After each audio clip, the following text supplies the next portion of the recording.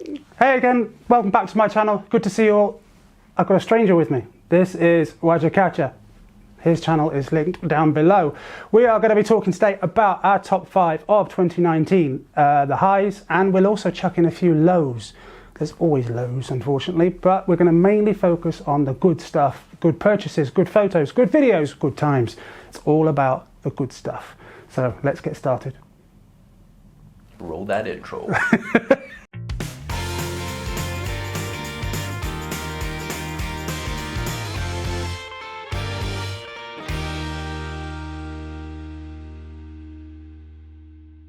Right, we shall start with what sort of our number one thing would be, and the first one that pops to mind is the camera that's over there filming us, which is my Sony a7 III. Now, I bought that, I announced it to the YouTube world that I had bought it in a very clickbaity titled thing of Time to Say Goodbye, and I love that camera. Did I need to upgrade? No. Did I have to upgrade? No. Did I want to upgrade? Yes. I sold my motorbike, I had some money, so I might as well spend it on something that I actually still use as a hobby and do. So I bought the a7 III at a great cashback price that actually meant it was cheaper than second hand.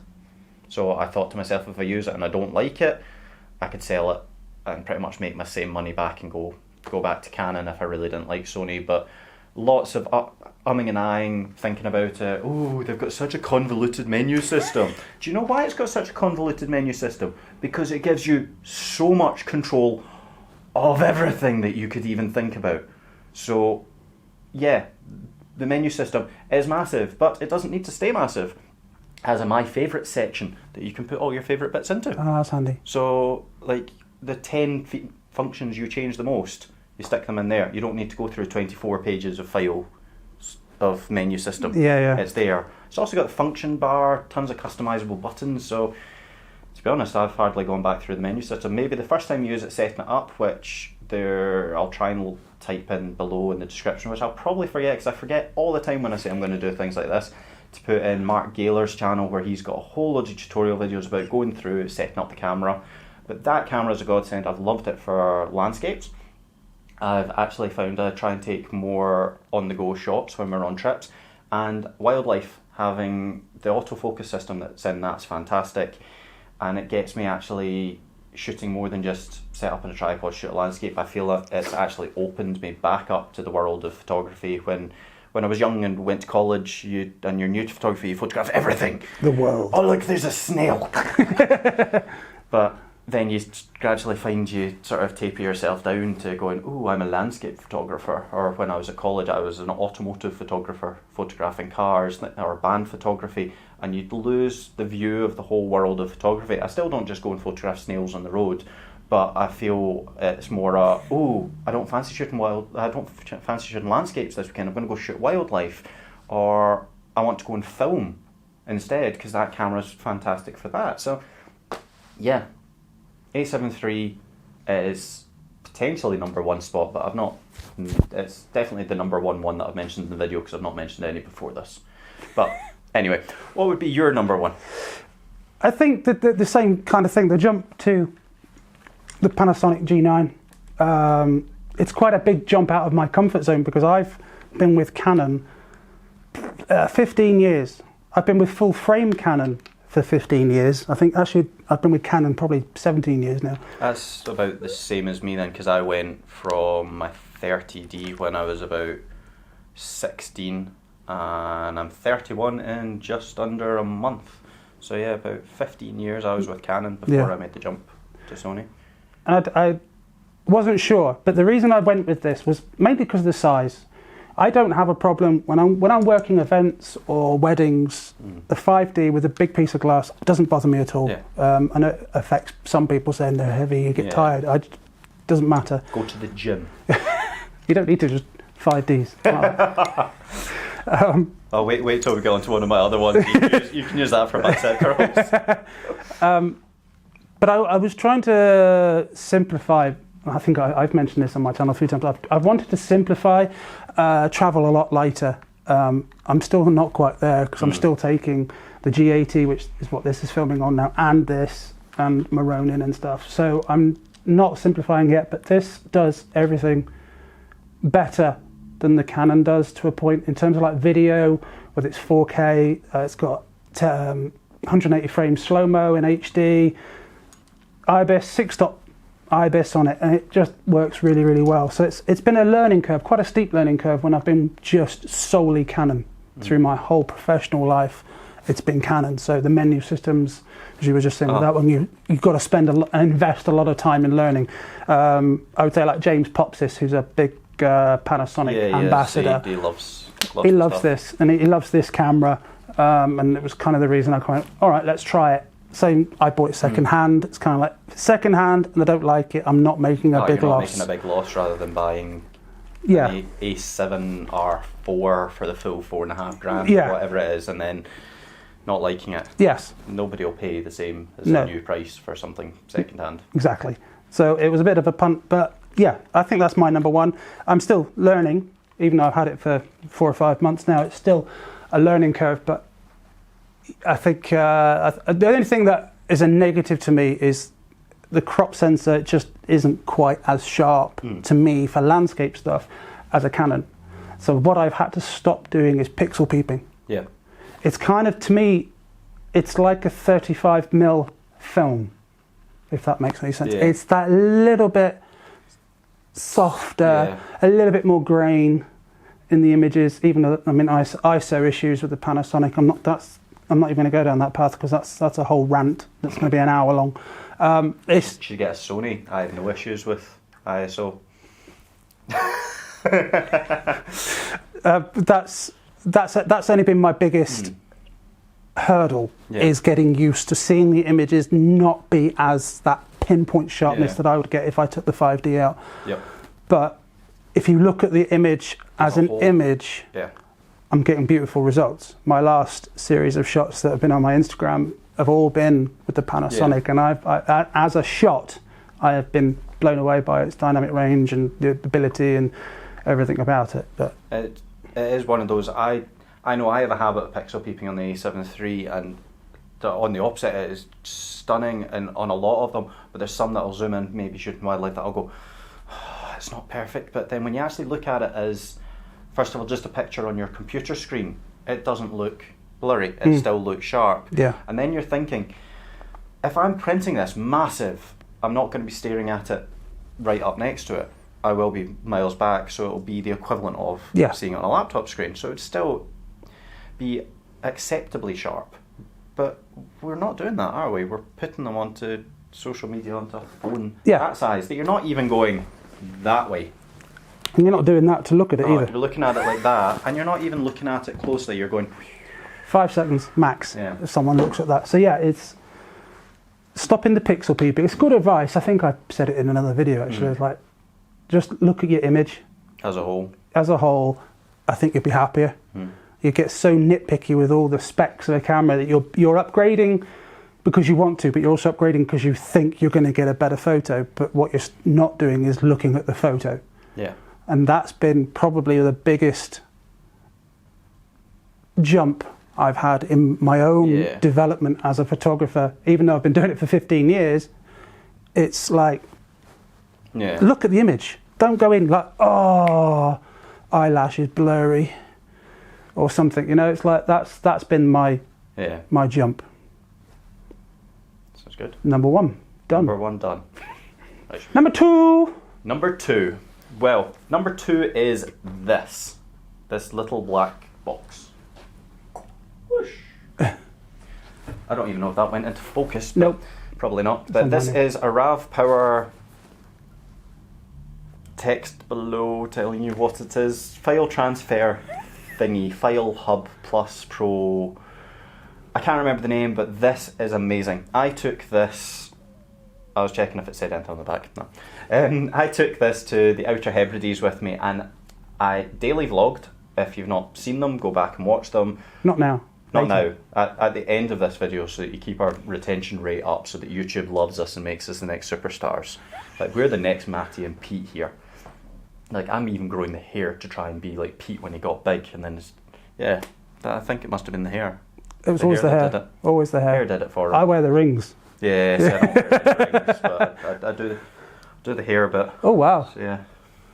But this is why he wears a hat, folks. this is why I wear a hat. I'm embracing my inner BVS and keep my hair covered. But anyway, the RAV Power File Transfer Hub. This was great because it has a slot there for your SD card. It has a rubber cover where you then plug in via USB an external hard drive. For this, I used my Lacy rugged 2TB drive. I switch this on. You control it from an app on your phone. You copy, you paste, you take the things off the memory card onto the hard drive, bish bash bosh. Same like Narbox that are out there. You've got them, and you've got a few other companies that do the whole inbuilt systems. They've got the menu system, the hard drives attached, built in. They cost a fortune. This costs 30 quid. And it also doubles up as a battery pack, 6,700 milliamp hour battery pack as well. Wi-Fi thing as well, Yeah, isn't it? Wi-Fi, so you can plug it via the WAN bit here. Yeah. Plug that into normal network port, and then you create yourself a Wi-Fi hub. So it's great in hotel rooms, which I do a lot with travelling with work. So it's absolutely fantastic. Charges via USB, means that I could dump files while I was jumping from ferry from island to island, and it then meant they were all safe on a rugged drive left in the camper van while the camera was out, and it meant the memory cards weren't backed up full. You get a lot of the big fancier companies doing the fancy things. RAV Power, well done. I love this. Very valuable thing to have. If you don't have one and you do travelling or do photography, or you just travel about, it gives you a Wi-Fi hotspot out of a normal networked area. Sometimes means you can get around the firewall as well, and you can watch porn. If that doesn't make you buy one, I don't know what will. If not, use NordVPN. That's how I get around the firewall in one of the hotels in Shetland. Anyway, what would be your number 2?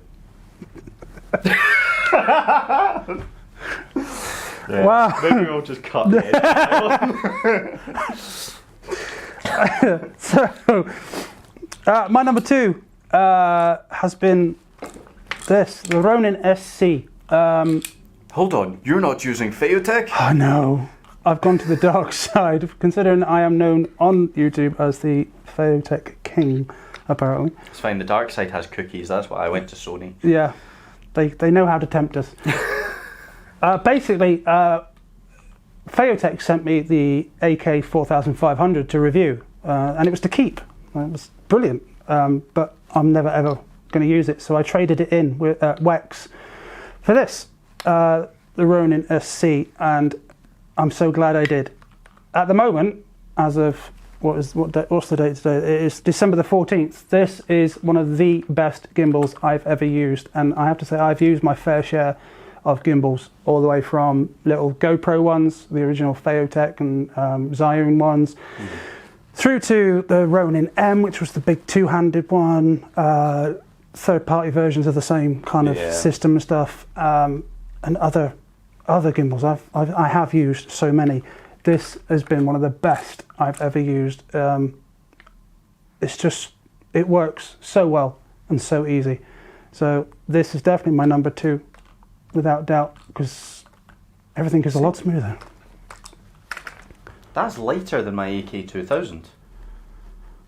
I still have my AK2000, but it's doesn't get used now.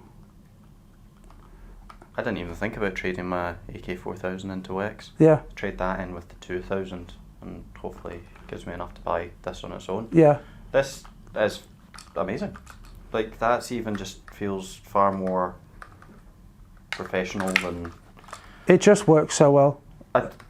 I will give Feotech the credit that they're out there creating things for people like us. I will completely agree with that. I think it's a brilliant thing, but I do feel they're behind the curve a wee bit. I think they're not trying to see what other companies might be releasing.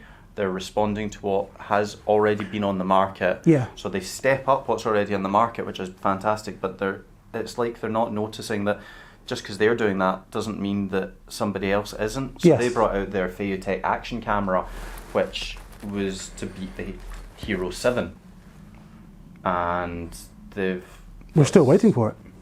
Well, yeah, that's not even really come out, but I don't know anything really much about the logic behind it, but at the same time, DJI brought out their Osmo Action, which destroyed the 7 as far as I could see in tests. I don't have either of them. I still use the 5 for the little amount I use it. But they seem to be just like, okay, cool, we can beat what's on the market just now, but they're not going, right, these guys are already destroying the market. What else could they possibly have up their sleeve? So the AK2000 is a great gimbal. I still like mine. There's a few things that frustrate me with it, but I like it. The 4000 I felt was bigger. It was the same size, but there was just something about it, and knowing that it can take that extra payload that you're not going to carry, but that feels lighter, nicer. That feels like you've climbed inside a Jag, whilst the Phaotech feels like you're sitting inside a Defender. Yes. Yeah. They both do the job, do what you want them to do. They'll drive you from A to B, they'll carry it. Just that feels like it's more luxurious. And the AK2000 is a good gimbal. It's the one that I've had the longest of all my gimbals because it worked. I upgraded from the A2000 to the AK2000. That was the thing, is I was looking, I had the other companies, Eontech Smooth Q from a GoPro 5 was the gimbal I used for that, and then I went and got the M50 and I wanted to upgrade because I got a hell of a lot of overtime for being in Shetland one month, and I need a new gimbal. I'd found deals on the A2000, but I was then looking for reviews on them. That's actually how I came across Graeme's video, although we had both been at the BVS talk at Gary Goff's studio and we were both in groups. I really got into watching his videos when I watched his review, started comparing the A2000 to the AK2000 and then watching all his tips and recommendations on the AK2000. That's what actually sold the gimbal to me. So I do wish I'd clicked an affiliate link for him to have given him the credit back on that, but I didn't think about that. I generally don't click affiliate links. I'm a bad person. I'm really unsupportive. That's why I don't have affiliate links below, because you could just give me a $5 on the way out. I think I've got something. I don't know. I get about £2.80. That's about it. Yeah. It's about £2.80 per gimbal. Number three. Number three. What's your number 3, Mr. Wadger Catcher? I'm going to say number 3. I'm going to jump across to vlogs, and I would actually say one of my favourite things has been my mental health vlog that I did while I was in Wales. But I do know mental health. I personally deal with mental health issues. I've struggled and sort of had issues with them since I was maybe about 14, 15. Anna struggles with mental health issues, and I know quite a few people who do. And one thing is, I have been told repeatedly that I seem to be able to discuss it openly and explain some complex and more sort of in-depth matters in an easier to look at way. It was uncomfortable to film. It was strange to openly talk about it, but not be openly talking about it to people. But I was imagining people being at the other side of the camera to make it feel easier than just talking aloud. It's a film that I'd tried to, well, not film, but a video I tried to make for about three or four times. I tried to make it over like the whole time I'd been on YouTube. It was something that when I started a YouTube channel, I went, you know what, if I can use this to help open up people to mental health issues. Well, the thing is, everybody has mental health. 100% of the world's population have mental health. It's just not 100% have mental illnesses that affect their mental health. Yes. Everyone is the same as you have physical health. Everyone has physical health, but people can have the flu and that's affecting it. It's still a real thing. So I found making that vlog very hard to do, but I did it. I found that vlog very, very hard to edit because I had to re-watch me talking about emotional matters, and I found that very hard. And it was getting to the point where I couldn't actually watch the finished edit. That was the thing, is I edited it all together, but Anna had to actually watch the whole way through for me because I just couldn't do it. I don't think I've actually watched the whole thing since it's gone live because I can't sit and I spent so long on it that I sort of it's raw to go through it, to watch the video and sort of see myself in that way. But it's the way that you guys took it on and watched it. I was nervous about how long the video was. I think it's 36 minutes when usually my videos try and be around 10 minutes. This one's probably going to be like 3 hours. Maybe we can trim it down. But 3 parts. 3 1-hour-long vlogs. Let's do a Paul Compton and make hour-long videos. But no, it's definitely... It was one where I was like, it's 36 minutes, nobody's going to watch it, when quickly going to try, it helps if I lift my phone up the right way, quickly going to try and see what the retention rate is of how long people actually spend watching it. But the comments that I received, the interaction, not just on YouTube itself, but on sort of Instagram as well. People reaching out on Instagram, people reaching out on Facebook, which I keep my Facebook profile private from this. I just post my Instagram images crossed over to it and maybe have a wee ramble about something on it. But in general, I'm on YouTube and I'm on Instagram. I've got a Twitter that I struggle to really figure out what to do and use. Can't use Twitter. I'm not famous on it, so I don't care. But it really is, people are reaching out, people are talking about how it really helped them with their mental illness issues. But some people reaching out saying that their son suffers and this has really helped them understand their son more, and they've got their son then to watch it to make him aware that he can open up. And I've had a lot of feedback, I've had a lot of response from it. So the lifetime retention on it is currently 32.6%, which, to be honest, I think is meant to be quite high on it. But if we go back to sort of August time when it came out, I think I might have broken my phone. September when I'd released it, it was sitting up around 60-ish%. So it's decreased over time, as most videos will do.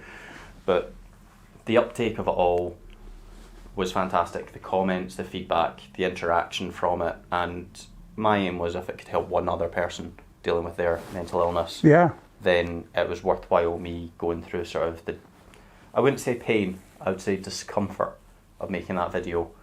If it could help one person, brilliant. If it didn't, so be it. But I know it's helped more than one person. I know it's gone out there. It's up around 600 and something-ish views, which may not sound a lot in the world of YouTube, where people are in the millions of views. But for me, 600, I think that means it's my 4th highest viewed video, which for me, I'm very happy with it. That's good. So that's a good result. That's my number 3, and that's more of a thank you to all of you who have watched it, who have shared it, who have interacted with me on it, the people who I want to give the most credit to is the people who went into the comments and shared their story. You didn't have to. I chose to share mine in my video on my channel. You guys didn't have to come on and share your stories on the comments. But for you, thank you. You're the ones who will have helped others. They won't have just seen my story. They will have read through the comments and read other people's story. And the main thing is to get across the point, when you're suffering with mental illness and you feel there is no one else out there for you, you are not alone. There is hundreds, thousands, millions of people struggling daily. There is help out there. You just need to be able to find it, speak to people, and get it out there. So that's my 3. I would add on that it's, as from myself, it's a big thank you to putting yourself in that position to make that video, because you were saying it's difficult. Yeah, I can totally see that it's not easy to do and make it, but to make it and put it out there, that's 2 big leaps. Making it's one thing, putting it out, that's kind of like really opening yourself up to another thing, and that's a big thing. It's just an absolutely fantastic video. As a thank you from me for you making that, it was brilliant, because it really does just hopefully make people talk. If nothing else, talk. Find someone, family, friends, trust someone, anybody. Just talk. Don't bottle it. Everybody needs to talk. Problem shared is a problem halved. It will hurt. There's no point trying to deny that. Opening up and telling people the darkest demons inside your head is not nice, but you'll find that you feel refreshed after it. You will feel raw, but you will know somebody else is there. And that's the main thing.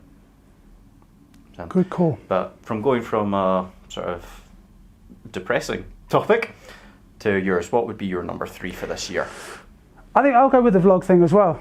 And I did like a what's in your bag, but I did it with extra pieces. I'd gone to 2 different locations. So I did Lady Bar Reservoir because it was the first time this year that the plug holes were flowing. Yeah. So I thought, let's go and see that. I'd borrowed a friend's drone, so I was mucking around with that. So it's like flying up and down the hole, very, very nervous. This isn't my Mavic Pro. Then went up to Bamford Edge and talked. I then went back into Castleton, and it was the first time I'd ever talked on camera in a public space with other people walking around. And I was only having a coffee and a bacon sandwich, but I'm like, I feel so self-conscious. So my next plan of attack, I think, is to go up just beyond Winnett's Pass. A few years ago, Thomas Eaton did a video. He was up at Winnett's Pass, but he went beyond Winnett's Pass, beyond. He found a derelict building with a tree. And I thought, I didn't realise that was there, but I thought, well, let's go and take a look. So as I'm in the area now, I think I'm going to go and take a look. But I did it, and it was kind of like, it was quite empowering to sort of overcome that hurdle of talking in front of people. It's a big one. I don't do it anywhere else. That's the first time I've done it, and it was kind of like, this was really quite something.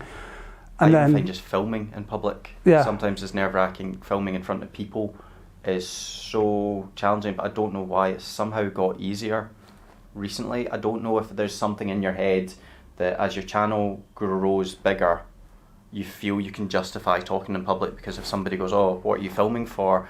I've got a YouTube channel, they'll go across and they'll go, I'm at 919 today just now or something like that when I just saw it there. So I'm at 919, so I feel I can maybe justify it. I'm just short of the 1,000, so people might understand. But I know when I was down at 100, I hated filming in front of people. Didn't like even like pointing the camera to film anything when people were walking by. And kids go, what are you filming for? I've got a YouTube channel. Mate, my dog's got a YouTube channel with more subscribers than you, sort of thing. I can guarantee if you ever look back through any of my previous videos, you will know when I've seen someone coming, because I will be like, and I'll go quiet, I'll sort of shrink down, and everything gets wrapped up dead quick. I made a joke about that in one of the Hebrides videos, that I'm holding the camera, talking to it, and behind the camera I saw people walking over the hill towards the same spot, and I made a joke in the thing because you can see the sort of the people coming. So I'm still going to talk, but I can see the people, and I'm going to try and finish this very, very quickly before they turn up. So I just put a thought bubble up, just going, oh shit, people, I can't vlog in front of people. No, I can't. Have to take the mick out of yourself. Yes, I'm just not quite there when there's just a random person. Yeah. So I need to work on that, but that was definitely a proud of moment for me, because in that video that I went off and I went to a spot where Thomas Heaton had been. I was watching some bloke. Yeah. Takes photos. He'd taken a photo at this spot, and I thought, I'll go and see it. So I did a really nice walking over piece, talking to camera, and it was a nice big piece. And then I just did, what's in my bag, and I just emptied out everything, talking about it, what's good, what's bad, all that stuff. And it was like 35 minutes, but I was quite proud of the piece. Yeah.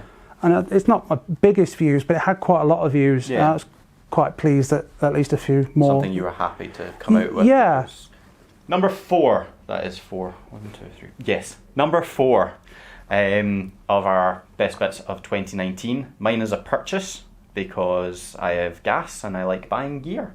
But it actually got justified because I wanted a longer lens for trying wildlife. And in my kit bag, I already had my 70-200 f4L lens for my Canon. Then I obviously went to the A7 III, so I had that. I wanted more reach from it, so I bought the 2x extender Mark III, and it put the aperture up to f8, and it gave me an extra reach, took it obviously up to 400mm. Then I've got the crop mode that I can use on the A7 III if I fancy it, but it was alright. It was a bit fidgety, meant the miniature aperture was f8. I tried photographing some orcas, actually accidentally bashed the ISO dial and it knocked it down to 50 instead of auto, so that just messed up the photos completely and they were dark. But I just didn't like it as a setup. I felt it fidgety and a pain, and the autofocus was slower than a week in the jail. So I justified buying this before the Hebridean trip. So it is the Sigma 150-600 contemporary lens. It has got some camouflage stuff because I'm one of those wankers who wanted it to look nice. But it is a fantastic piece of kit. Oh, sir. Oh. Absolutely fantastic. It's the contemporary, so it is light enough that you can throw it when the wow. Sport weighs a hell of a lot more. For as far as I could tell from the reviews, I've not personally used it myself, but it is the same optics. It is literally just weather sealed and heavier to take more brunts of namby-pamby footballers falling over and headbutting it. But a fantastic lens. That thing has hardly been off my camera since I went on the Hebridean adventure. It was used for all the wildlife shots, everything, and absolutely brilliant. I've used it since then for photographing birds down in Irvine, Loch Winnoch, and when we went over to Edinburgh to photograph the waxwings as well that we got. And to be honest, my Instagram feed seems to have turned into more of a wildlife Instagram recently, because I've not been out photographing landscapes because of this. This single-handedly has stopped me photographing landscapes. Actually, I photographed some landscapes with it as well, of Fair Isle, I was going to say just off the coast of Shetland, but it's not really just off the coast. It's still a fair bit, but this managed to make it look like it was just off the coast. It made it look like it was next door. And yeah, it's nice. A fantastic lens, second-hand from Wex. I got the USB adapter for the back of it as well, which means that you can plug it in and update the firmware, but all the settings on the side, you've got custom functions, so you can set a limiter so that it will only hunt for focus between like 4 meters and 10 meters. All right. So if you were photographing a game of rugby like I used to do, yeah, I could set the furthest to be where the back post would be, yeah, and the closest to be sort of the closest, and it will not hunt past those. Oh wow. You've got 2 sets of image stabilization. You can change the focus speed so it can be a fast autofocus, but it might not hit the mark straight away, or slower and not hit the mark, but you can adjust with it. Also, it seems to allow you to do continuous autofocus in filming on the A7 III. Nice. So I used it for filming seals at Bernery, which was brilliant. So this is my number 4. Well worth the purchase. Absolutely love it. And to be honest, it now is the default lens that my camera is attached to when it goes into my bag, because it's more likely if I'm driving I will see something like a bird and go, I need that photo, stop, camera out, and it's already on, rather than, okay, change lens, oh shit, drop the filter, oh fucker. So yeah, this is fantastic. Number 4 for me is a picture. I'm going to do this and it's going to reflect. Oh no, there we go. Yeah, that's good. Yeah, somewhere around there. It's for a long time, it's the first picture I've printed out and hung on my wall. It's the cloud inversion at Winnets Pass. Anybody that's a follower on my Instagram or YouTube will know I live at Winnets Pass. It's my favourite place. I've never seen you photograph there. I should go there. I should see what it looks like. I love that place. There's always a place that sort of has a feel that you can't escape. Mine's the S&S area in Shetland. Every time I go to Shetland and I go out with the camera, I seem to have a magnetic pull up to the cliffs or across to Dorholm. I try and not do it. I try each time whenever I'm up there to try and go find somewhere new, but it's just a homing beacon that just sort of pulls you towards it. It does. And you definitely have that with Winnets Pass. Yeah. I'm sure there's other places which are better in the whole of the Peak District. Obviously this is just singled out for the Peak District. I'm sure there's better places in the country. Like the whole of Scotland. One day. But yeah, I saw an inversion, I think it was end of February, April time, and that was beautiful. It was a gorgeous sunrise, the colour was there.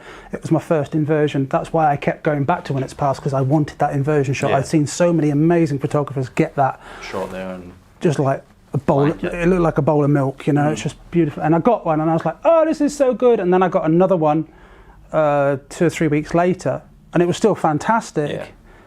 But This one just, I don't know why, I think it's the moodier skies. The other two have been like gorgeous sunrises, so it was crystal clear, no drama or anything like that. But this one just had a bit more of everything for me. Yeah. And it's kind of one of them shots that I'm not overly comfortable with any of my shots. I kind of go, that's nice. Everyone else goes, whoa! I get that. I get people going, I like that shot, and then I'm just like, I don't really like it anymore. No. But that was probably the first one where I've gone, I like that. I think because I've got my red coat on, I stand out. Stand out. Because when it's past, it means something to me. Yeah. You only get, really in that print, you only sort of get a hint at the whole thing. But well, what we'll do is we'll put the picture up just now while we're looking at it. Yes. And it will now be covering your screen while we talk our way through the image. Yeah. So I personally absolutely love the lines in it because you've got the brow of the hill leading you to you. In your red jacket, you stand out, and the best bit is as well, you break the horizon line of that hill. If he had, for example, shot this from higher up, his hat would actually be in line with the horizon. I wouldn't like that. So I like the fact that his head breaks the line, and then from the sort of line that's taking you to him, you can see the road just to the right that leads you straight in to the clouds.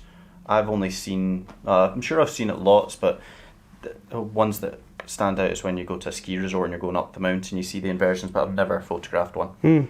So that's my favourite bits about it. What about, I like your sky. Your sky as well. It's not over dramatic, it's not overpowering, but it's still, there's cloud there. If that was no clouds, it just adds, it adds something, and that was the only gap in that cloud at that moment. I think it was about 2-3 minutes for that moment where there was actually it looked like for the moment the sun was going to actually break through, and I was starting to get quite excited because it was if the sun does come through the clouds to the right of the shot, it would just tickle those make it look clouds, like and you just get this gorgeous glow. But it was like 2 minutes and then it disappeared before it even had a chance to shine. And literally 5 minutes after that, it was just a wall of fog rolled in from Mamtor behind. You could actually just see it coming as this thick wall, and then that was it. Game over. Absolutely game over. So it was just that moment. So again, that makes it that little bit more special, that it was that moment, never to be duplicated. I've stood on that ledge so many times to get a shot, and I've done other shots and loved them, but that one was just, that one stands out. That's my highlight of the year. It's a good selfie. Yeah, as selfies go, I'm quite pleased with that one. I like it. That's been my highlight. That's been my image of the year. And that shows that you shouldn't ever get the one shot of one place and give up after it, because it's the discussion that you always get about honeypot locations as well, of, oh, everybody else has shot Buccleuch more. Should I? Do you want the shot? Yes. Yeah. Then shoot it. Simple. Because although the subject of the landscape photography will never change, but that's a lie, because obviously erosion, sort of things like that, glaciers melting, world domination, all this sort of stuff, it'll make changes to it. But you always have different light, different clouds, different weather, different seasons, different environment. Everything makes the shots unique. It's just some unique shots may be more outstanding than others, but it doesn't mean that the shot you have is any different from... yes, if you had the two of us standing side by side taking the same shot, same second, we'll have two exact same images. Yeah. But even if I shoot it and then a second later you shoot it, you might have one where the tip of the buccal is getting the light on it. The second later, it's the whole mountains shining. Yeah. So it would still make it unique. So it's definitely... go back, reshoot places and enjoy it. If you went back every 3 weeks to the same location, you will get a different shot because the sun's moving. So the light will hit that area differently. As the angles. Yeah. So that, especially that place, because as you go throughout the year, eventually the sun comes in and it's exactly in line with the road and with Win Hill right at the back. My other favourite shot is from the same place where the sun is breaking the horizon. So I've got this lovely sunbeam going on, this like sun star or whatever you want to call it, on the horizon as the sun's just crested, right on Win Hill, right in the very furthest point you can see, but it's in line with the road, so the valley sort of cradles this sunshine, and it's like, you only get that position for like 3 days. before the sun has now just moved Moving slightly off, and then it will come back again, so you can get it twice, but you'll just get different light. So yeah, as I said, just keep shooting the same place. There's nothing wrong with it. It's all science. All science. Yeah. I don't do science. And weather. Weather. The weather will always change your shots. Clouds will change your shots. Just go do the same thing. It's the best place to learn. Best way to learn, because you'll have to change your settings. Yep. You'll have to adapt. And you'll know what to do next time when you come across similar settings and things, similar environments and stuff. It just helps. Ties together and it works well. It does. Right, number 5 on our top bits of 2019. If you're still here. If you're still here and you've made it this long, well done. There are free cookies at the table just behind you. If anyone looked around at that point, then yeah, you've got to ask yourself, do you really believe what Adam says? I could be a great politician if I can lie and make you believe there's cookies behind you. Wadger Catcher for PM. Yeah. I'm going to make that a hashtag. Yeah, let's get that trending. Wadger Catcher for PM. Yep, I'll do it. I'll go for it. I'll be blunt and honest. Anyway, everyone gets a free hat. I've found out that quite a few people have bought Zanies because... I was looking the other day. I needed a new hat. I was looking the other day, but their delivery didn't come in time for when I needed it. So it's like, I'll just get a cheap one off Amazon. So, but it's on my to-do list. They're good. Definitely go check them out. They're different and they stand out. But don't everybody buy them, because if you do, then I'm not going to stand out. And I want to stand out. I want to be 1 million subscribers by this time next year. Pack in my job, buy an office, make movies. No, that's not really going to happen. Got to dream it, to believe it, and achieve it, blah, blah, blah, blah, blah, blah, blah. Fake it till you make it. That's the one. Number 5! Number 5. My number 5 one would be 12 things in one. So it's slightly cheating. But it is my Hebridean adventure that Anna and I went on in the camper van in October. We got the boat from Oban across to Barra, then we worked our way up through the Uists to Harris, Lewis. It was 12 days and I daily vlogged every single day.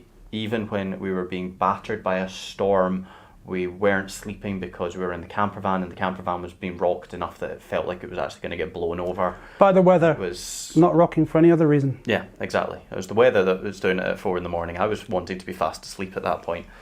But there were so many moments where I didn't want to film. But I just made myself... It was one of those challenges, like what we were saying about talking in front of people, because I talked in front of people, I filmed in front of people while we were there, and it was sort of...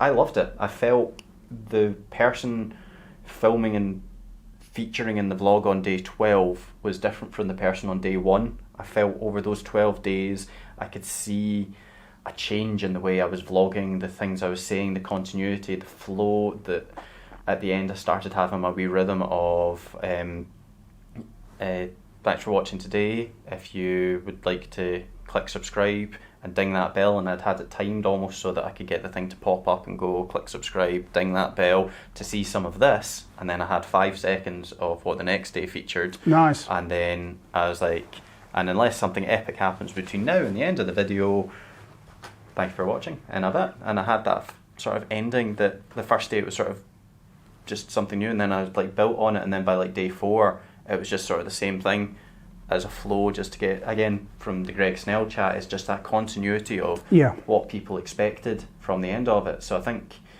that I enjoyed, but I loved the Hebridean adventure as a whole. The trip itself was amazing. We do sort of wonder whether spending the 2 weeks just in Harris and Lewis would have been better, but at the same time, if we'd done that, we wouldn't have seen the seals at Berneray, we wouldn't have got the stag in North Uist that had barbed wire around its antler. So it was weaponised. I think it did it itself, because if you think about it, it means it's like Lucille from Walking Dead. You like properly rut and then turn his head and just slash. Oh. So it's completely tactical. Yeah. 100% tactical from that stag. Hopefully he survived all right through the rutting season and it'll have fallen off with his antlers, but sadly that is showing man-made stuff getting in the way of nature again. Or nature getting in the way of man-made, but nature was there first, so we'll go with the first part. But the Hebridean series was amazing. The boats, we had horrible weather, we had amazing weather. We went swimming in Sealybost, which was freezing but great fun. And I loved that thumbnail I made. Photography gets me wet. Because the tide came up, splashed the rock behind my bum. So the splash went up and just soaked my arse. And yeah, so it got me wet. And it seemed to have been a good thumbnail for a bit of clickbait. But the trip itself, highly recommend it to anybody. You could go and stay in accommodation, but if you can go over in a camper van or a motorhome, you're immersed within the environment rather than visiting the environment. There's a lot of pitching sites. There's places out towards Luscantire where it's just go online and do a donation to them, which was great. A few other ones were honesty boxes, and I feel that's the way it should be done, because it means that you're coming across and they're allowing you to be you, rather than coming in. And on other trips like the Lake District, they do not want anybody to park anywhere where they can't charge £956 for every 3 minutes that you're there. That's not welcoming. The islands are. Yeah. So I loved it. There was highlights that I loved.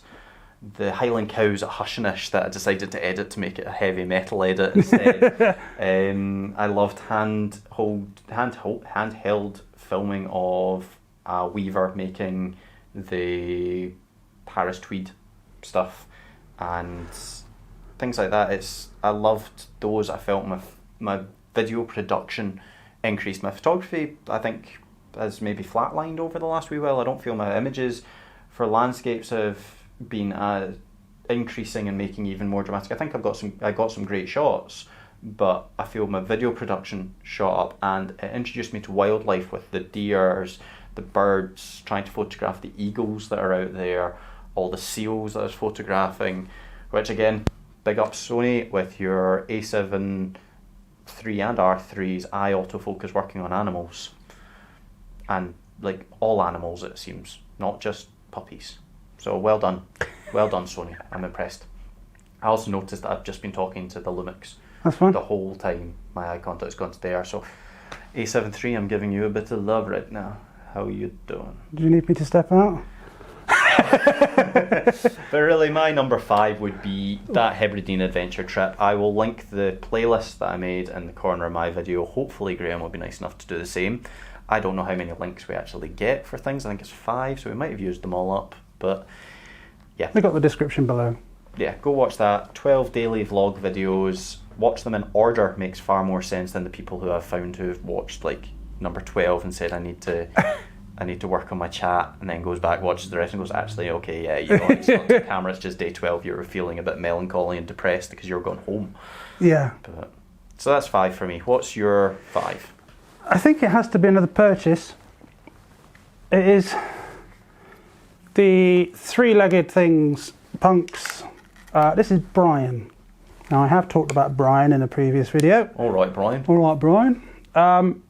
This, apart from camera equipment, as in lenses and camera bodies, is probably the first biggest purchase I've made. I've always just had my 5D is currently sat on it. I think it's like a K&F or something like that. Amazon. It's a bit lopsided as well. That's your face. If I tilt it this way then.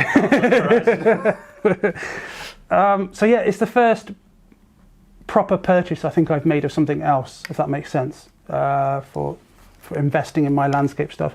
I wanted a new tripod. The other one was getting a bit ropey, and just trying to find one. And I think it's a good choice. I'm still learning it. Yeah. I'm also a three-legged thing tripod man, and I like it almost fully.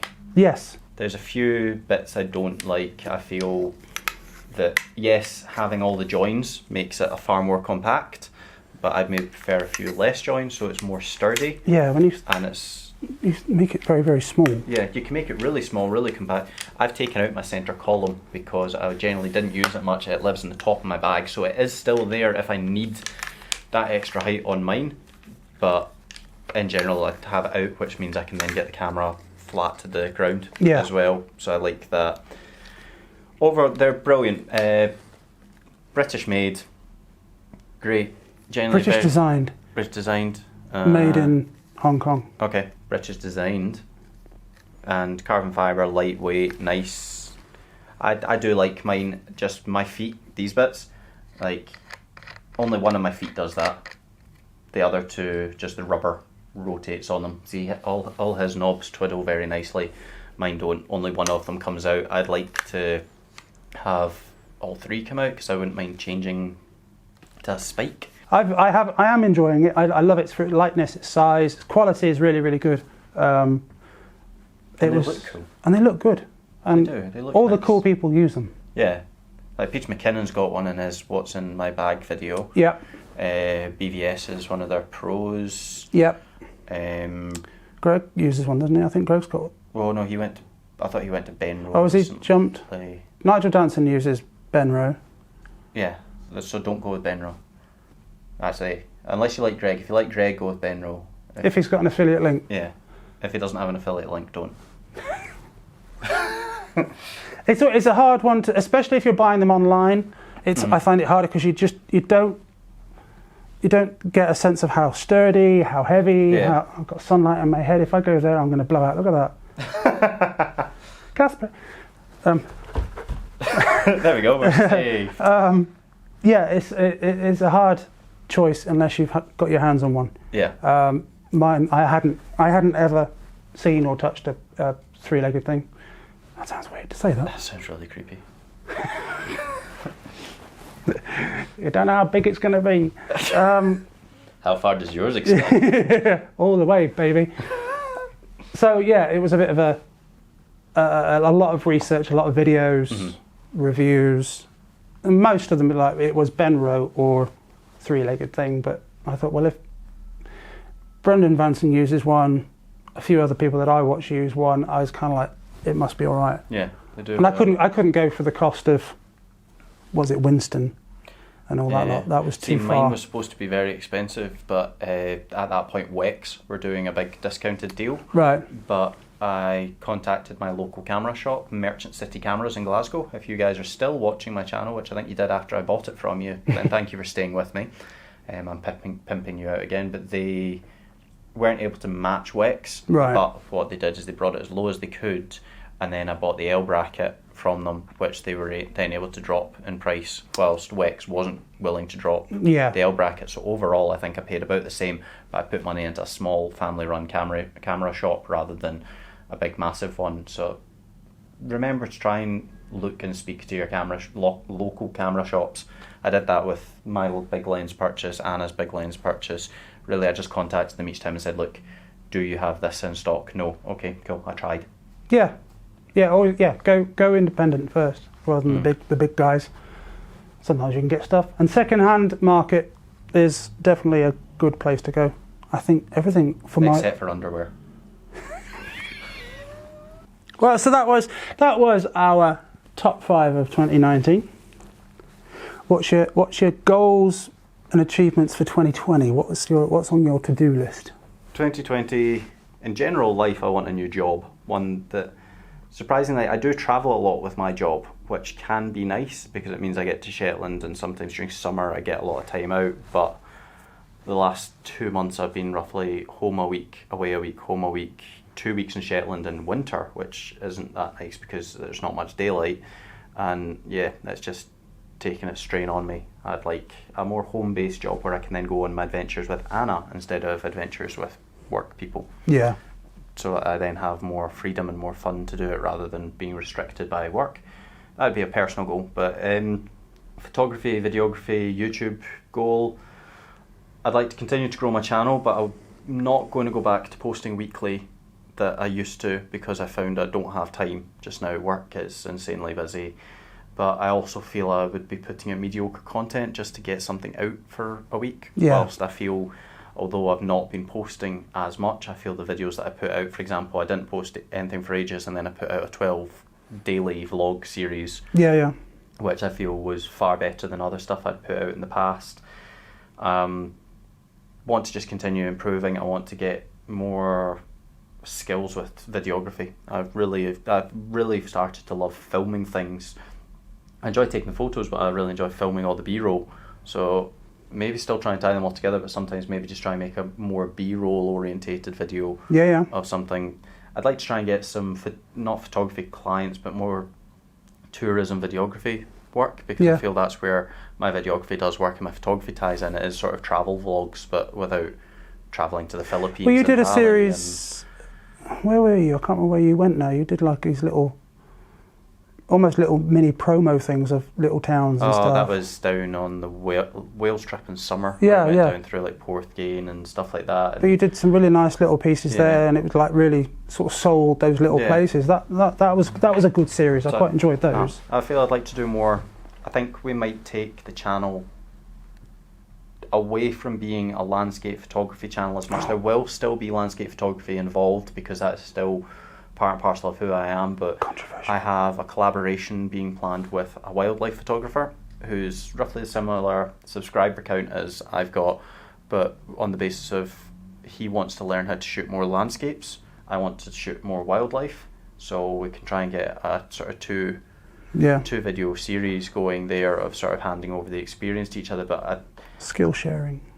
I always find everyone says to get your YouTube channel big, find a niche.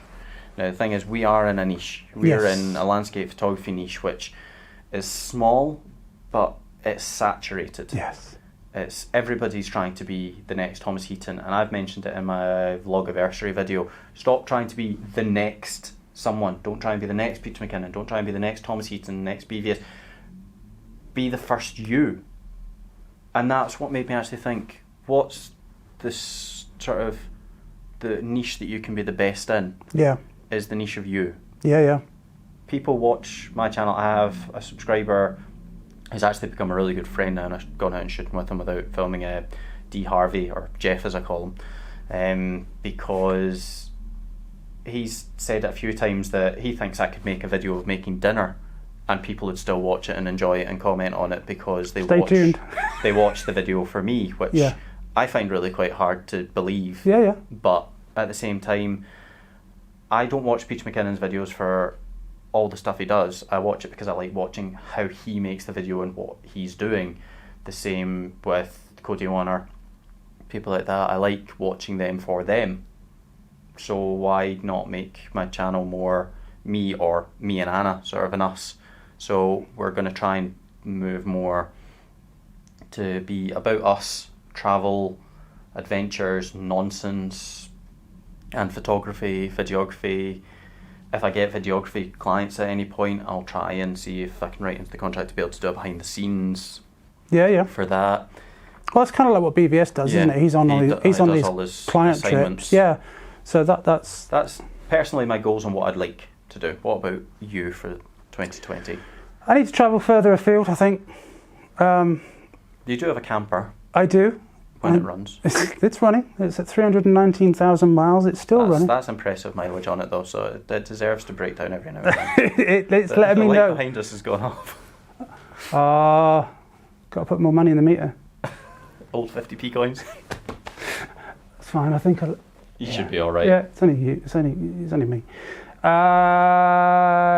Lake District. I wanted to do this year, but timing-wise, nothing ever fitted into place. Work again is towards the first part of the year. I was banging out a video pretty much every week. Yeah, and I had really good content. Consistent with and I was quite enjoying it.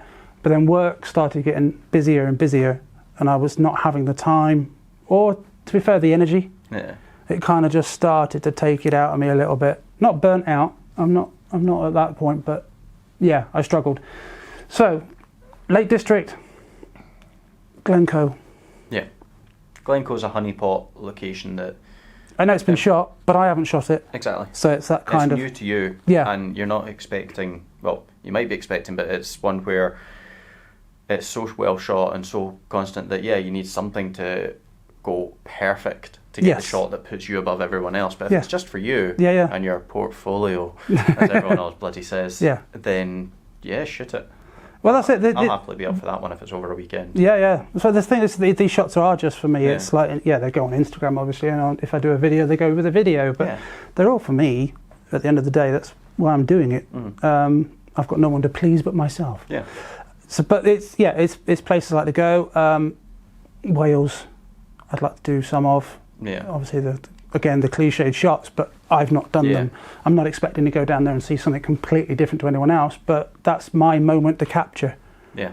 So, yeah, I'm up for that. So that's what I'd like to do. I've done the Peak District to death. Yeah. And I'm running out of ideas, I think. Yeah. I think it's the fair thing. I get that. As I feel around me, I'm done. I live in the centre of Glasgow pretty much, so everything to get to something excitable, it's at least a 45-minute to an hour drive out. Yeah, same here. And then from there, it's just further and further afield, and it's just trying to produce content repeatedly when you're around in the same area is hard. Yeah. That's where I could have had the Hebridean series off and released it weekly, and I'd still be going just now. Yes, you would. Which would be great, but I didn't feel the flow of it. But yeah, it's to get further afield. Yeah. Is what I'd like as well. That's benefit going up to Fort William for Christmas. I'll be nice, that. Stop by through Glencoe if it's looking good, try and get some stags, try and just get out and about. Yeah. It's just that having those more than just a day. I go for a day in the Peak District. Sometimes I've stopped overnight if it's going to be that kind of shot or whatever. But, you know, it's just, pushing myself, going somewhere I don't know. I know the Peak District now. I know it. So, yeah, further afield puts me in a different comfort zone. Puts you in a new location when there is the strange balance. If you shoot somewhere that you know a lot, then you know it. Like, for example, my friend Gordon Siegel up in Shetland, fantastic photographer. I would probably say the best photographer in Shetland and one of the best in Scotland. Yeah. Really, he is astounding. He knows Shetland inside and out. He can look at the weather and go, right, it's a bit of mist, bit of rain, right, I'm going to this location. Right, high level clouds, the sun's at this angle, I'm going that location. Yeah. So if you know the places inside out, you can sculpt your own photo because you know what works with what. But at the same time, it's nice to go somewhere fresh where everything's inspiring. Yes. So that if you don't have the perfect weather, you're still inspired by the location. But if you don't have the perfect weather in a place you know, then it's what's the point in shooting it if you know it's not going to be as good a photo as you previously that's it. You look at the weather and I'm not going to go. Yeah. Whereas you go somewhere new, it's you have to make the best of what you've got. When you're on a trip, you only have that week of trip. You cannot go, right, okay, I'll come back here when it's high level cloud, and you're like, well, I've got a week and you make the most it's going to be raining all week. You have to do what you do. So yeah, that's a good one. Travel more, which is sort of the same as ours. Travel more and video it and film it and produce more from it. Yeah, I think it's a good. It's not too far out of reach either. I can do that. It's time is the only thing holding back. But when we do this video again next year, if I say the same thing, then I think it's time to give up. As always, thank you very much for watching my channel. I do hope you enjoyed this extra long video. Good luck to us to edit this one. If you haven't subscribed already, please do click that subscribe button below and the little bell icon next to it to be notified as to when I upload a new video. Go over to this guy's channel and click that subscribe button. If he's not over 1,000, make sure you click it now. Get this guy. And ring the bell. Ring the bell if you want. Get notified by mine first. So we'll see you in the next video. We don't know when that will be. Probably by the time we finish editing this one, it'll be April. And I will see you guys in the next video. Take care. Oh, happy Christmas. Oh, I didn't say that either. Oh, well, whoops. He means it.